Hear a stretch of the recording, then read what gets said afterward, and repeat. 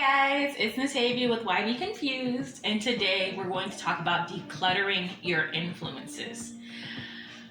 I'm going to be really honest with you guys. This one is probably the hardest part of the goal setting process. You've done everything right. You've determined your goal. You know what your dream is. You've done your motivational letters to get you through. You've scheduled everything out. You've even created milestones and rewards for yourself along the way. But what about outside people? That's generally why we get mixed up. We either see people who we think are doing better than us. We hear people tell us that we can't reach that, or we just kind of walk around afraid to show anybody how great we are because we feel like we're bragging. Yeah, this is where we really talk about getting rid of some of those things.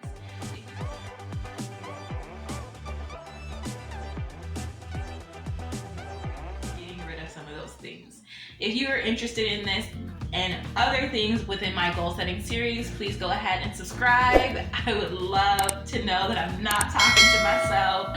Hit the notification bell so you guys can get the alerts every time a new video within this series is released. And let's dive into this because it's about to be a little ugly. All right. So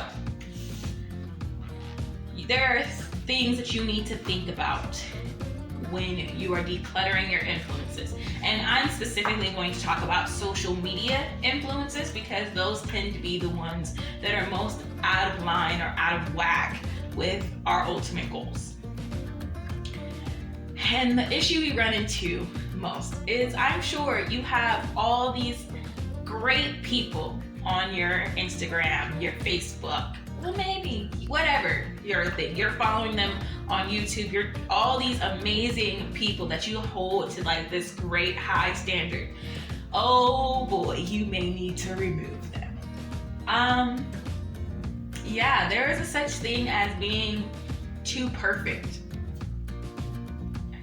Humans aren't perfect, but the outward appearance of them can be way too perfect. That perfectly curated Instagram page could really be doing terrible things for your self-esteem.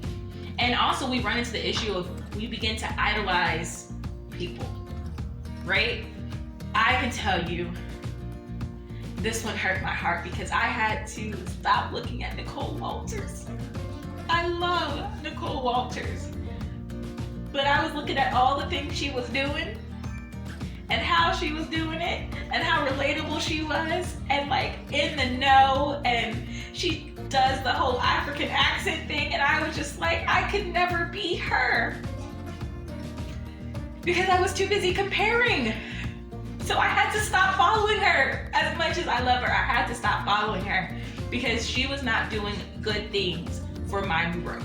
Will I pick her up later? Possibly. When I'm more confident in myself, I may look to her again. But right now, I kind of have to stop paying attention to her and her perfect little family and their nonsense. No matter how much she may admit that she's not perfect, I still see her as that because I began to idolize her, and it became detrimental to my own growth because I'm just sitting there watching her Facebook lives like, I can never be you.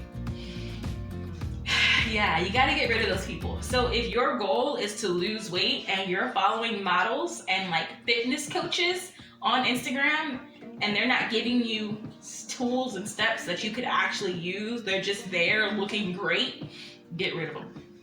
Unfollow, block, do whatever you need to do. And yeah, you may feel like you're not supporting these people who are doing amazing things, but ultimately your social media timeline is designed to cater you.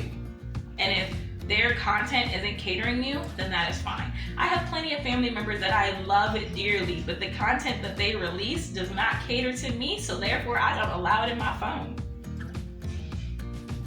It's a little harsh. That's why this one's the hardest part, because you kind of have to get rid of people you like in order to stay on task. I then look towards my friends.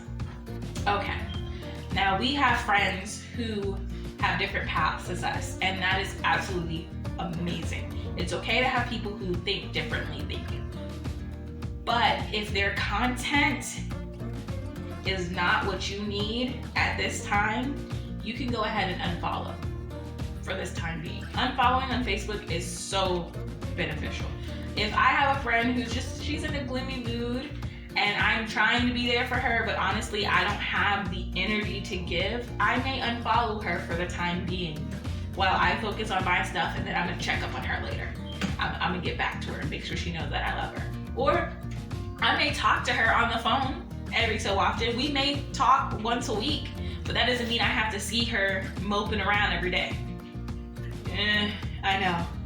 It gets, you can start feeling like a little insensitive about these things, but honestly, you have to set your environment, right? I strongly believe that if you would not allow them in your home, don't allow them in their phone. So if I wouldn't let her come in my house and mope around on my couch all day, why am I reading it on Facebook? Why am I seeing the sad images on her on Instagram crying? Call, reach out. You can be compassionate without consuming all of their content. And that is very possible. And then you have celebrities. I am a WWE fan, and I have wrestlers that I love. But sometimes following them is not the best thing, because I'm trying to get to the life where I can be on the beach whenever I want to, and watching them chill on the beach isn't always great. And also remembering that they have help, right? Let's talk about it. Naomi or Trinity. I love her stuff. I love her content. It's always relatable. She's always goofy. But I also have to remember she has a social media manager. She's not on Instagram every day posting that stuff. She has like a whole team of people who help maintain her image. And that is fine. But you can't keep looking at these people like they're just doing it by themselves. You have to remember they have teams behind them. And you're currently, if you're listening to me, you're probably at a place where you're doing it by yourself yet. You don't have a team just yet. And that is okay. So if you can't remember that when you're looking at their stuff, you don't need to be looking at their stuff. You don't need to consume it right now until you can get to a place where you can look at them without jealousy, idolization, or putting yourself down. All right, so since I told you about a few of my influences that I had to either have a reality check with or just not look at because it wasn't good for me, please share with me yours. Who influences you right now, who you believe may be making you feel worse about yourself without them intending? Like, they can be great people, but if they make you feel bad about yourself, then you gotta let it go. Let me know in the comments below. I'm pretty sure it's gonna be some great names. Like, I don't even follow Oprah stuff anymore. Like, I don't even look at Oprah. Can't be bothered looking at Oprah and all her greatness. I have things to do. So yeah, let me know in the comments below who it is that you love but may not be able to look at right now. Alright, so now that you've done the first part of this and your social media may be all crickets because everybody we follow is pretty great, it's about finding like-minded individuals. Oh yay, okay? I love this part. Reaching out to people who are trying to do the same thing I am. People who are trying to accomplish the same goals, who are at my level. That was so great. I actually enjoy being on my Instagram now because I have a nice mixture of like motivational people who've done it and they're telling me how to do it, and people who are like, I'm lost, and I'm like, I'm lost too. Can we talk about how we're lost in this? That is where the sweet spot is. So a lot of these people I end up finding through Facebook groups. You get on there, you see a bunch of people pushing towards your goal, and you get really energized. But I had to transition over to Instagram, and that's why I talk more about Instagram, because Facebook for me is just a very negative space. That's where you're seeing the political debates and all the nonsense, and it's probably where you're seeing the footage of like atrocities happening in humanity that I can't look at every day. So I had to move my like-minded individuals over to my Instagram. I would find them in the Facebook group, and then I would ask them about their Instagram handles and follow them on Instagram. I would go on Instagram and I would look up certain hashtags like focused and struggling, like things of that sort. I looked up hashtags. I don't wanna is a good hashtag because it's just a bunch of people who are just like, but I have to do this thing today and I don't wanna. I went and I looked that up and I started following people whose stuff I resonate with, like who are on my level, working toward my goal, and they're doing the absolute best that they can too. That was very beneficial. And it also reminded me of that I wasn't failing, right? Because this person here is on the same level as me and I think they're great, which means I must be great too, right? So doing that can really help you, knowing where you're going and also where you are, and hanging out with your own crowd. When you want to become a professional football player and you're 7, you're not hanging out with NFL players. I'm sorry. You're not just sitting around having coffee with NFL players and just, no, you're with other 7-year-olds who want to be NFL players. That's what you're doing. And also finding people who are transparent about their struggle. You can find like-minded people who are on your same level, but if they're hiding all their mistakes, if they're not being honest with you about their struggle or being honest with their audience about their struggle, then you probably don't need them. One of the reasons why I'm so transparent on this channel is because I wasn't finding it, right? It was like everybody was perfect and they do the schedule and then they follow the schedule to a T, and then they do this and they do it to a T, and I was just like, I'm not like that.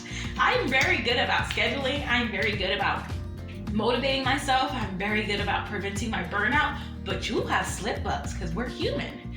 So I needed to find people who are just as transparent about that. And my coach was great because my coach talks about how she struggled with anger management and how she had all of these issues. And she's always saying, I'm a recovering perfectionist, because these are real struggles. When I talk to her, she tells me about the issue she had last week.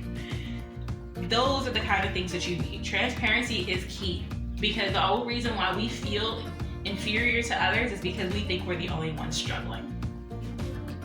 A recommendation that I have is to create a YouTube account for your goals, following people that meet these criteria and watching their content. I hope I'm one of those people, and if not, then that is fine. Find people that you need, and make sure that your influences are serving you and not you serving them. Ooh. Please like this video if you liked it. Subscribe to Why Be Confused, because I'm doing more videos like this, trying to be as open, transparent as possible about my process and how I achieve my goals. And again, the workbook is in the description below. Remember that you don't have to live the life that your influences have. You just need to take pieces from each person and create the life you want. All right, guys, I will see y'all later. Bye-bye.